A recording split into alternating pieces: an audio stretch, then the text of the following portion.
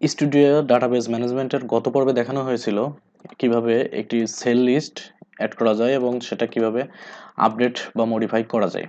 আজকে দেখাবো একটি স্টুডিও ম্যানেজমেন্টের কিভাবে টোটাল সেল লিস্ট তৈরি করা যায় এবং পরবর্তীতে দেখানো হবে সেই সেল লিস্টকে কিভাবে একটি মেমোতে অ্যাড করা যায় বা মেমোর আন্ডারে সেল লিস্টগুলো আনা যায়।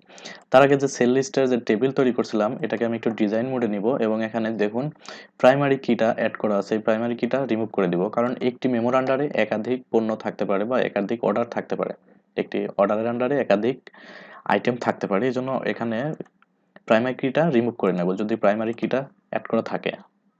ওকে, টেবিলটি ক্লোজ করে নিব, নতুন একটি ফর্ম ক্রিয়েট করে নিব এবং ফর্মটির যে প্রাইমারি সেটিংটা আছে সেটা চেঞ্জ করে দিয়ে আমি এখান থেকে পপ আপ ইয়েস করে দিব এবং অটো সেন্টার ইয়েস করে দিব।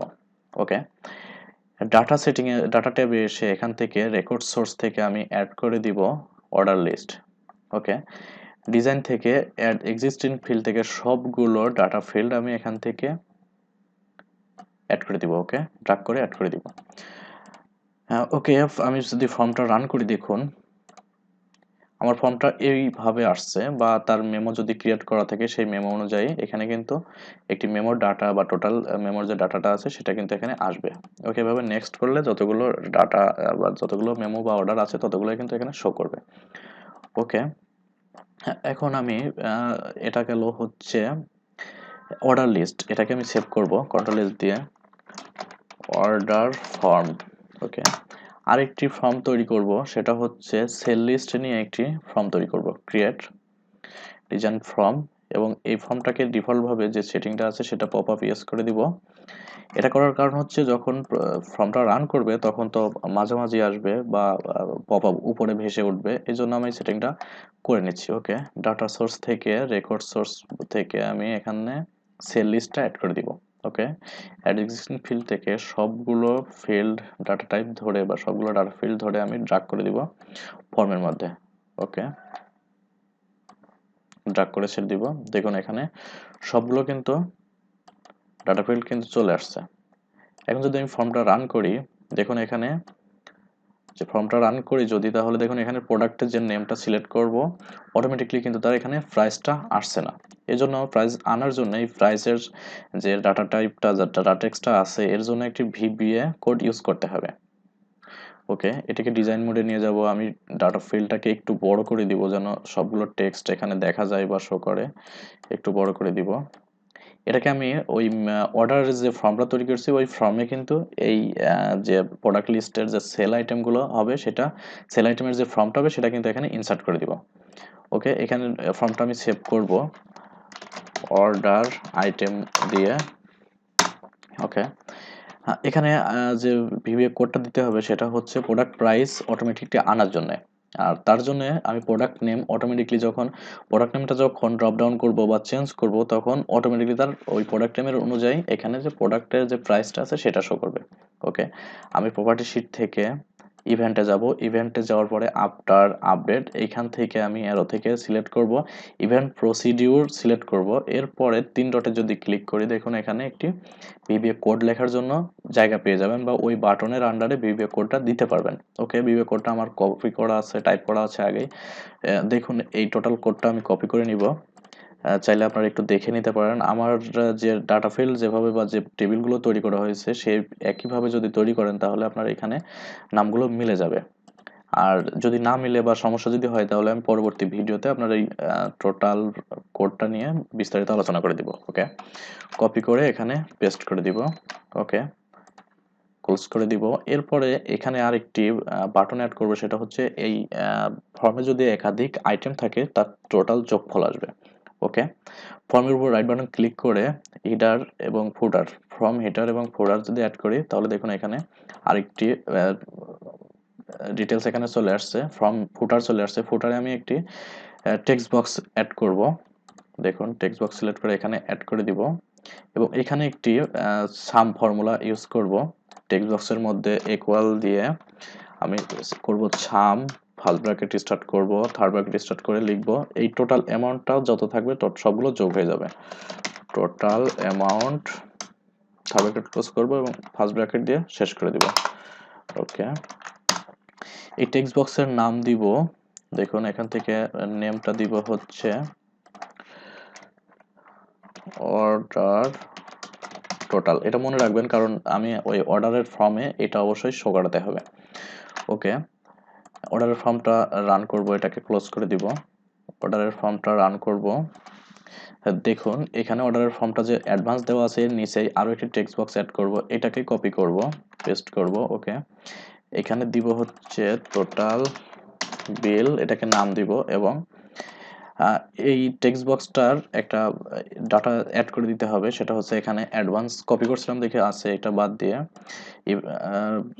এক্সপ্রেশন বিল্ডার যেতে হবে এবং এখান থেকে দেখুন তার আগে আমাকে এই সাব ফর্মটা অ্যাড করে নিতে হবে, অর্ডার সাব ফর্ম। এটাকে আমি সিলেক্ট করে ধরে অর্ডার যে ফর্ম আছে এখানে ড্র্যাগ করে দিব, তাহলে এইটার সাব ফর্ম অটোমেটিকলি তৈরি হয়ে যাবে। অর্ডারের যে সাব ফর্মটা আছে এটা তৈরি হয়ে যাবে, আমাকে আর কোনো কিছু এক্সট্রা করে তৈরি করতে হবে না। ওকে, এরপরে যে টোটাল বিলটা আছে সেই বিলের উপরে আমি সিলেক্ট করে এখান থেকে কন্ট্রোল সোর্স থেকে সিলেক্ট করে দিব। দেখুন এখানে যে অর্ডার যে ফর্মটা আছে এটা ড্র্যাগ করার পরে এখানে আমাকে অর্ডার আইটেম শো করতেছে, অর্ডার আইটেম যে সাব ফর্মটা আছে সেটা শো করতেছে। ওকে, এখানে যে নামটি দিয়েছিলাম সেটা হচ্ছে টোটাল, অর্ডার টোটাল যে নামটা দিয়েছিলাম সেটা ডাবল ক্লিক করে দিব। ওকে, তার মানে এই ফর্মের মধ্যে যে টোটাল তৈরি করছিলাম সেই টোটালের যে পরিমাণটা সেটা অটোমেটিক্যালি এখানে শো করবে। ওকে, আমার মোটামুটি কাজ শেষ, আমি এখন ফর্মটা রান করব। দেখুন এখানে ফর্মটা রান করলে এখানে আমার ফর্ম ডিজাইনে আসছে, কাজে এটা ফর্ম চাচ্ছি না, আমি এটাকে ক্লোজ করে দিব। ডাটা শিট মোডে দরকার আমার, এখান থেকে অর্ডার আইটেমটাকে ওপেন করব। অর্ডার আইটেমটাকে ওপেন করে ফরম্যাট থেকে আমি এখানে সিঙ্গেল ফর্ম দেওয়া আছে এটাকে ডাটা শিটে সেভ করব। ওকে, আবার যদি অর্ডার ফর্মটা রান করি তাহলে দেখুন এখানে ডাটা শিট মোডে দেখা যাচ্ছে। ওকে, প্রথমে আমার কাজটা হবে অর্ডার ফর্মটাকে হাইড করে দিব, অর্ডার নাম্বারটা হাইড করে দিব। এখান থেকে আর হাইড করার প্রয়োজন নেই, এটাকে একটু ছোট করে দিব যেন অর্ডার আমার যে ফর্মটা আছে সেই ফর্ম ফুল স্পেসটা ধরতে পারে। ওকে, নোটটা আর একটু ছোট করে দিব। ওকে, টোটাল ফর্মটাকে একটু বড় করে দিই আমি, তাহলে সাব ফর্মটা আমার একটু পরিপূর্ণভাবে আসবে। ওকে, এখন যদি আমি রান করি দেখুন মোটামুটি আসছে। ওকে, এখানে আমার কিছু বাটন অ্যাড করতে হবে। আচ্ছা দেখি আমার অটোমেটিক্যালি প্রাইসটা আসছে কিনা। ওকে, দেখুন 30 টাকা আসছে। আমি যদি 11 পিস নেই তাহলে 330 টাকা। আরও একটি নর্মাল প্রিন্ট F3R এর নর্মাল প্রিন্ট, এখানে যদি আমি 15 টাকা করে ধরি 20টা, দেখুন 300 টাকা। ওকে, ইমেজের নেমটা কিভাবে হবে, IMG বা IMG যেটা আপনি দেন আন্ডারস্কোর, যে আপনার ক্যামেরার যে ফাইল নেমের যে ফরম্যাটটা আছে সেই ফরম্যাট অনুযায়ী আপনি ডেটটা দিবেন 05_01। ওকে, দেখুন এখানে বড় করে দিয়ে আমার এই নামটা কিন্তু অটোমেটিকলি থেকে যাবে অর্ডার ফর্মে, বা অর্ডারের যে প্রিন্টটা হবে সেই প্রিন্ট থেকে যাবে। ওকে, এখানে অর্ডার নোট দিতে পারেন, প্রোডাক্টের নোট, বেস্ট কোয়ালিটি,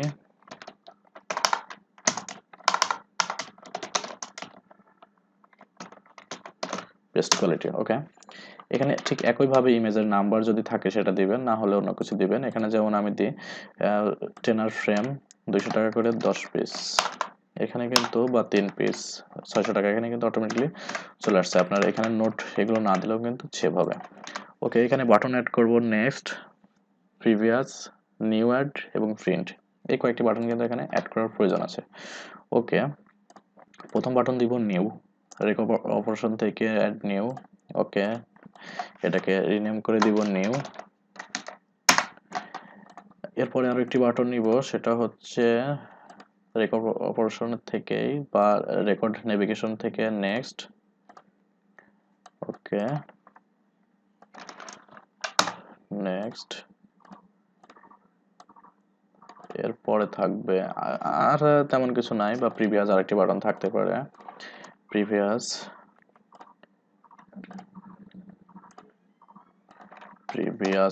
ওকে, আর তেমন কোনো বাটন প্রয়োজন না, আমি একটু বাটনটাকে রিসাইজ করে দিব,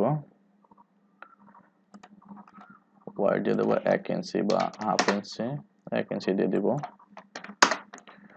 ওকে, তাছাড়া আমি এটাকে অ্যারেঞ্জ করে দিই, তাহলে মাঝামাঝি চলে আসবে বা সবগুলো সঠিক মাপে চলে আসবে। ওকে, আমি একটু রান করব। দেখুন, রান করলে আমি এখানে যদি নিউ দিই তাহলে একটা ব্লাঙ্ক মেমো বা অর্ডার তৈরি হয়ে যাবে। আমি যদি প্রিভিয়াস দিই তাহলে তার আগের 2টা বা 3টা যদি থাকে সেগুলো কিন্তু এখানে শো করতেছে। আচ্ছা, এখন আমি আরেকটা এখান থেকে কম্বো বক্স ইউজ করে এখানে অটোমেটিক্যালি তার অর্ডার নাম্বারটা এখান থেকে দেখতে পারবো বা চেঞ্জ করে দেখতে পারবো। ওকে, এখানে একটি কম্বো বক্স অ্যাড করে নিব। কম্বো বক্স সিলেক্ট করে দেখুন এখানে find a record on my from database. Okay, এখান থেকে সবগুলো দিয়ে দিব। নেক্সট, ব্যাক করব, এখান থেকে টিক মার্কটা উঠে দিয়ে মেমো নাম্বার সহ দিব। ওকে, দেখুন এটাকে আমি ডিলিট করে দিব। ওকে, রান করে দেখি।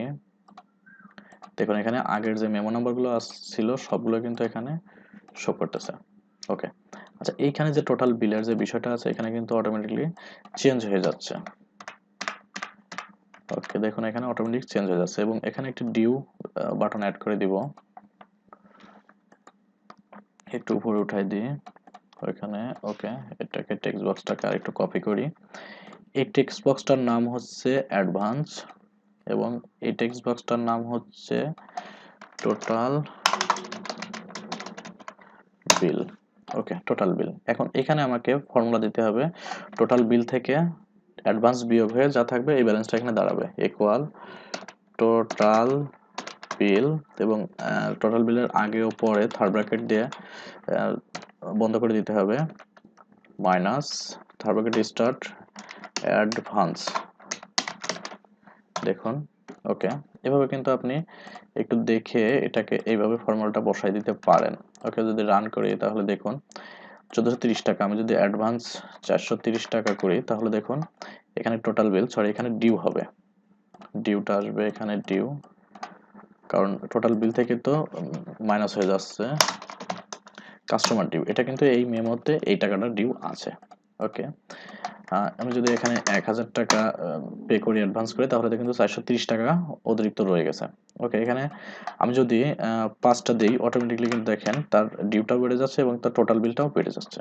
তো আপাতত এটা অর্ডার ফর্মের যে বিষয়টা সেটা অ্যাড করা হলো। পরবর্তীতে এখানে একটি মেমো বাটন তৈরি করা হবে, যে মেমো বাটনটা প্রিন্ট দিলে কাস্টমারের একটা কপি এবং আপনাদের একটা বা স্টুডিওর একটা কপি থেকে যাবে। ওকে, এখানে কিন্তু আরেকটি ডাটা টাইপ অ্যাড করা যেতে পারে, সেটা হচ্ছে ইমেজ অ্যাড করার জন্য একটি ডাটা টাইপ বা অ্যাটাচমেন্ট অ্যাড করা যেতে পারে। সেটা হচ্ছে আপনার সেল লিস্টে ওই টেবিলের যে ডাটা ফিল্ড আছে ওইখান থেকে আপনি একটি অ্যাটাচমেন্ট তৈরি করে নিতে পারেন। তো ওকে, ভালো থাকবেন। আপনাদের যে স্টুডিও ম্যানেজমেন্টের মোটামুটি আপনার 3টা পর্বে অনেকখানি কাজ হয়ে গেছে। আরেকটি কাজ যে দেখাবো সেটা হচ্ছে শুধুমাত্র মেমো বা ক্যাশ মেমো বা অর্ডার ফর্মের যে কাজটা বাকি আছে, প্রিন্টের জন্য যেটা তৈরি করার প্রয়োজন, একটা রিপোর্ট ফরম্যাটে তৈরি করতে হবে। ওটা আমি পরবর্তী ভিডিওতে দেখিয়ে দিব। আমার ভিডিওটি যে 3টা পার্টে ভাগ করা আছে, আশা করি সবগুলো পার্ট আপনি দেখবেন এবং এই আমার দেখানো অনুযায়ী আপনারা কাজ করতে থাকবেন। আশা করি কোথাও কোনো সমস্যা হবে না। যদি কোনো সমস্যা হয় তাহলে অবশ্যই আমার এক্সেল মাহমুদের যে অফিসিয়াল ফেসবুক গ্রুপ আছে ওখানে জয়েন হয়ে পোস্টগুলো করবেন বা সমস্যাগুলো শেয়ার করবেন। আর প্রত্যেকটা ভিডিওর নিচে আপনি কমেন্টস করবেন কোথায় বুঝতে সমস্যা হয়েছে বা বুঝতে পারেননি, সেটা অবশ্যই বলে দেবেন। আর এক্সেল মাহমুদটা অবশ্যই আপনি সাবস্ক্রাইব করবেন। স্টুডিও ম্যানেজমেন্ট নিয়ে আরও 2টি পার্ট দেওয়া আছে, আপনি দেখে আসতে পারেন। এছাড়া স্কুল ম্যানেজমেন্ট বা কাস্টমার ডাটাবেস ম্যানেজমেন্টের অনেকগুলো ভিডিও কিন্তু এখানে অ্যাড করা আছে বা আপলোড দেওয়া আছে, আপনি চাইলে দেখে আসতে পারেন।